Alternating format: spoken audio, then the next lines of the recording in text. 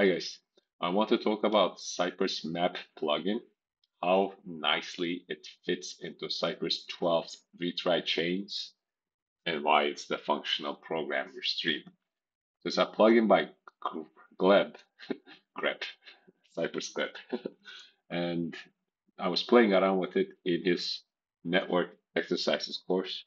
If you don't know about this, it's pretty amazing course which he keeps adding lessons to.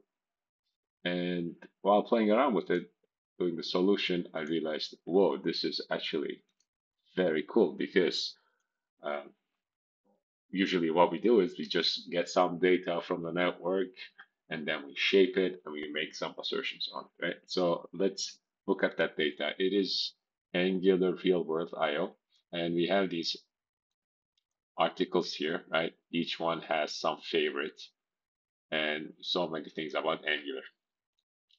So what we do is we do some spying on the network. We visit this site. We're not testing locally. It's a third-party site.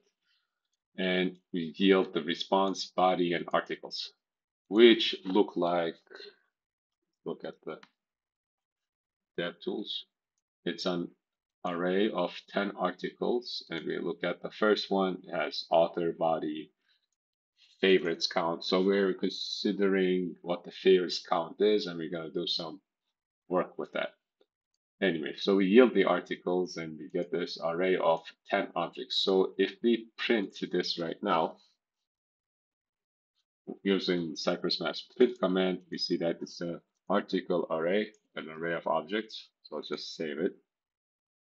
And we'll pretty much say the same thing in the command log, like that. There's also a fp-like command in cypress-map called tab. It'll do the same thing into the console.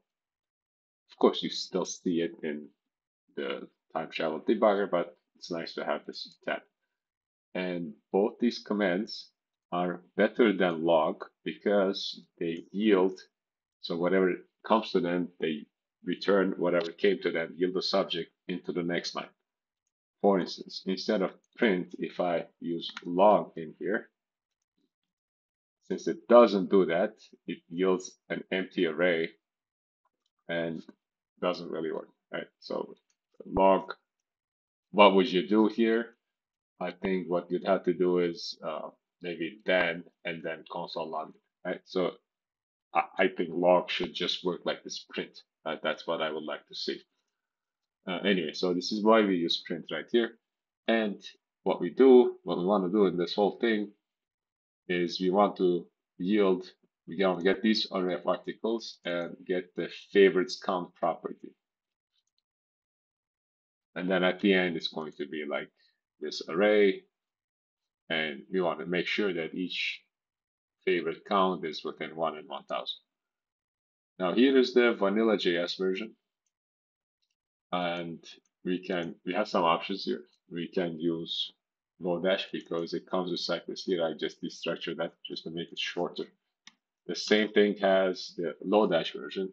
And the only difference in that is this article array comes in as the first argument. So the data comes in as the first argument versus we are starting from data and then mapping it. And then this function, this callback, is exactly the same as the vanillaJS version. So it will just work this way too. Right? And all this gets a little better and more concise if you're using Ramda. Here I'm using Ramda, and then you see the exact same callback, but using Ramda map. Of course, it's so much shorter because Ramda automatically knows to get this article and then yield it. So you have that over here. Let's just try this with Ramda.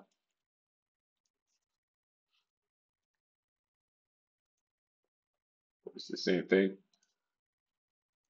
And Ramda has a prop property because getting a property out of an array is very common. So we can do a map, a prop, and then favorites count, right? And then save, and this does exactly the same thing. Now, if you compare these three, right, you see that each time things are more concise and shorter. Okay, but there is a problem with all this. If this array was changing, and we have this should assertion here, so it should be an array, should have a length greater than 0, and then each one of them, and this one also, this command also retries. Here's a second version of that. I like this version better. Each one of them should be within 1 and 1000. All these assertions might be changing in a more complex application or some backend service. Right? If that was the case, none of these options would retry, which is very troublesome because that's what Cypress 12 is about, right? You have these long chains and things you want them to retry. So Cypress map gives you that.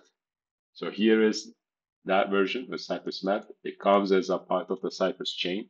So instead of this vanilla version, it does the same thing. So you see the difference in the lines of characters of code you have to write. It can use that same callback and then just work like normal. And this one has a retry capability. Let me see what else. Each function has special extra undefined trivial array, length of a zero, array of array. Oh, so here is the thing. Um, oh, I left this one here. So yeah, there you go. It will retry. So comment that out. There we go. Same thing. Right. I just left this thing. It need to shape data twice, so that's not going to work, right? It just now it's going to fold over the array, and that would not work. Anyway, Cypress map really shortens that. I left that uncommented just to show the difference. And it even has a shorthand, right? It can even be shorter, just like Ramda. So the magic of Cypress map, or why it has to be a part of Cypress, is that it works so well and it retries these long chains where Cypress doesn't have a solution for it. There's no solution in Cypress where you're shaping the data and it's retrying the entire chain. That's why I think it's pretty necessary plugin that needs to be a part of the code base. And if you compare the amount of code you have to write to do the same thing, even without a retry mechanism, you have to then it and then you have to shape the data either with vanillaJS or with bundled and lodash, or if you like Ramda, you can make it even more concise with Ramda. But all these are lacking the retry mechanism of Cypress Map. That's what you need. So Cypress Map gives you that you retry the entire chain, and it's it's even more concise than the most concise Ramda version of things. So that's why I love it. That's why I think it needs to be a part of the main Cypress 12 code base. So if you look at Cypress Map GitHub, it's this one. Try it out. I love it, and let's recommend Cypress to make it a part of Cypress from now on. It's such a good fit. That's all. Later.